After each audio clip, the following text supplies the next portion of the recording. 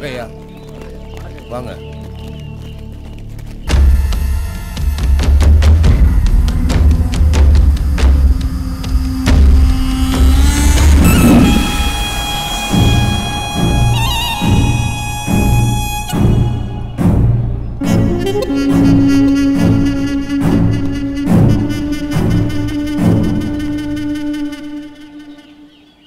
நான் உங்கள் ஊர் மக்களை பார்த்து பேசணும். சரிங்க ஐயா, ஏற்பாடு பண்ணுறேன். ஏன் அப்படி பண்ணீங்க? இனிமேல் நம்ம சாதி பொண்ணுங்க கிட்ட வச்சுக்கிட்டா அவங்க குடும்பத்தில் இருக்கிற அத்தனை பேரையும் வெட்டி தொங்க விட்டுருவோம்னு எச்சரிக்கிறதுக்கு தானே அப்படி பண்ணோம். எவ்வளோ பெரிய ஆளு சல்மான் கான், ஒரே ஒரு மானை சுட்டுவிட்டு படுற பாட்டை பார்த்தீங்கல்ல. அண்ணா, இன்ஸ்பெக்டர் லைனில் இருக்கார். ஹலோ, சொல்லுங்க தலைவரே. இன்ஸ்பெக்டர் நல்லா இருக்கீங்களா? தயவால சூப்பரா இருக்கேன் தலைவரே. நம்ம சாதிக்கார பயிலுங்க ஆளுகளை வெட்டிட்டு வாங்கடான்னா ஆடு மாடை வெட்டிட்டு வந்து நிற்கிறானுங்க. ஐயா, அப்புறம் அதான் கேஸ் ஆயிடுச்சு. அது பெரிய தலைவலியாச்சே. சரி, நான் என்ன செய்யணும்? சம்பவத்தை அன்னைக்கு பசங்க உங்கள் கஸ்டடியில் இந்த மாதிரி செட்டப் பண்ணணும். தம்பிகளா, கேணிமங்கலத்தில் போய் நம்ம இன்ஸ்பெக்டர் ரத்தின வேலை பாருங்கள். அவர் நம்மால் தாயா எல்லாத்தையும் கரெக்டாக முடிச்சு கொடுத்துருவார். பார்த்துக்குங்கப்பா, நான் வரேன்.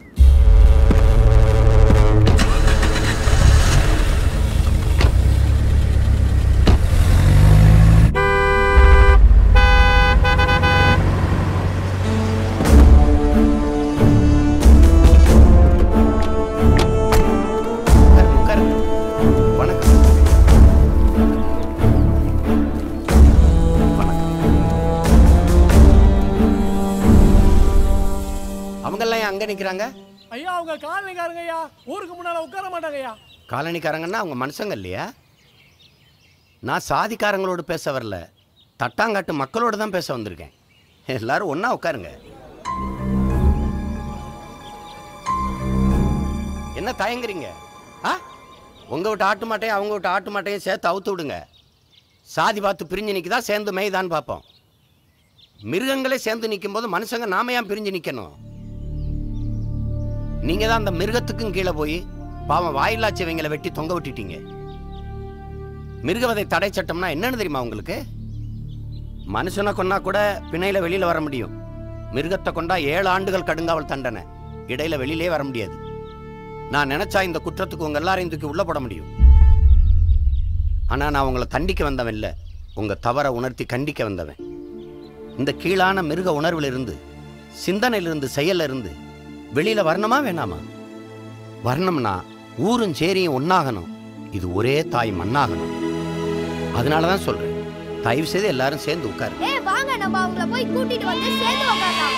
சாதிகள் இல்லையடி பாப்பா, குலம் தாழ்த்தி உயர்த்தி சொல்லல் பாவம்.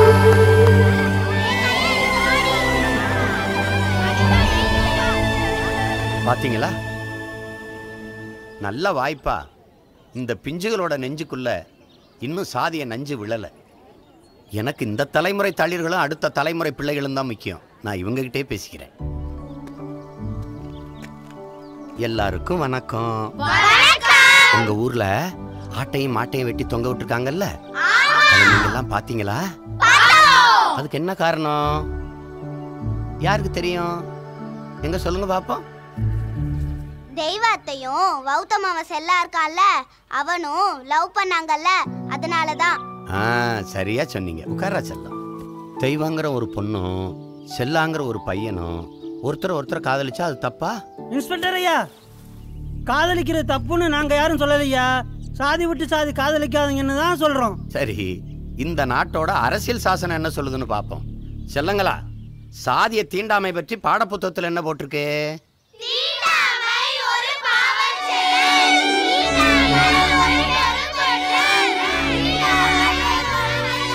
கேட்டீங்கல்ல, நான் சொல்லல, இந்த நாட்டோட சட்டம் சொல்லுது. இன்ஸ்பெக்டர் ஐயா, உங்களுக்கு என்ன வேணும்? யார் ஆடு மாடுங்களை வெட்டினான்னு தெரியணும், அவ்வளவுதானே? ஐயா பெரியவரே, ஆடு மாடை வெட்டி தொங்க விட்டவன் யாருன்னு கூட தெரியாமையா போலீஸ்காரன் ஊருக்குள்ள வந்திருக்கேன். சாதிய வெறியால இன்னும் ஒரு உயிர் கூட இந்த மண்ணில் போகக்கூடாது. அதுதான் எனக்கு வேணும். ஐயா, எங்களால சாதியெல்லாம் விட முடியாதுங்க ஐயா. சாதி தான் எங்க அடையாளம், சாதி தான் எங்க பாரம்பரியம். பேரை கேட்டோன்னே சாதி தெரியணுங்கிறதுக்காக தான் பேரோட சேர்த்து சாதியும் வச்சிருக்கோம். இவனுங்க 7 தலைமுறைக்கு திருந்த மாட்டானுங்க. காட்டு மிராண்டி பயலுவோம். என்னையா சொல்றீங்க? சாதியா நம்ம அடையாளம், சாதியா நம்ம பாரம்பரியம். எப்போ வந்துச்சு இந்த சாதி மதம்லாம் நம்மக்கிட்ட? நேற்று வந்தது. நம்ம 50,000 ஆண்டுகளுக்கு முன்னாடி இருந்து வாழுகிற மூத்த குடி தமிழ் குடி.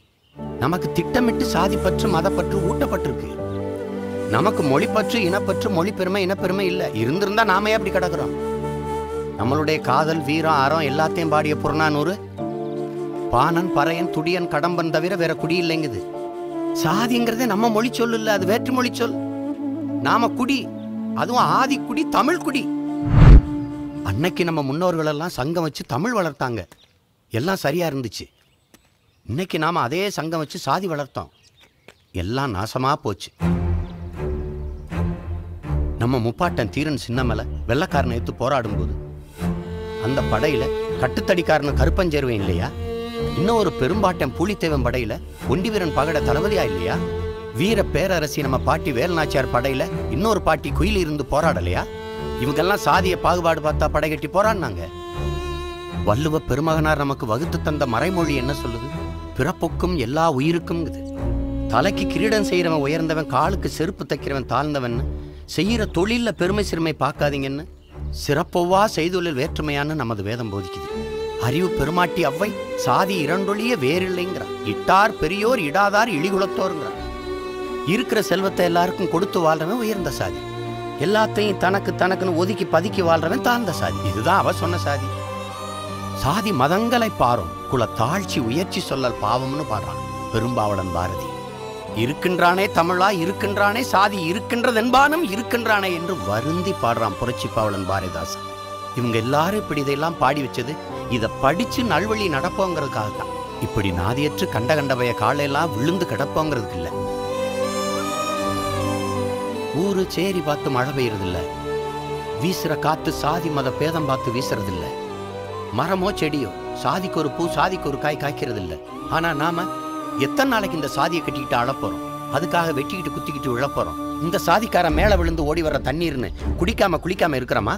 நீங்க சுவாசி விடுற மூச்சு காற்றத்தான் அவங்க சுவாசிக்கிறாங்க, அவங்க சுவாசி விடுற மூச்சு காற்றத்தான் நீங்க சுவாசிக்கிறீங்க. அந்த காற்றத்தான் நான் சுவாசிக்கிறேன், நான் சுவாசி விடுற மூச்சு காற்றத்தான் பிள்ளைங்க சுவாசிக்கிறாங்க. இங்க உயிர் காற்றா இருக்க மூச்சு காற்று எல்லாருக்கும் ஒண்ணுதான்.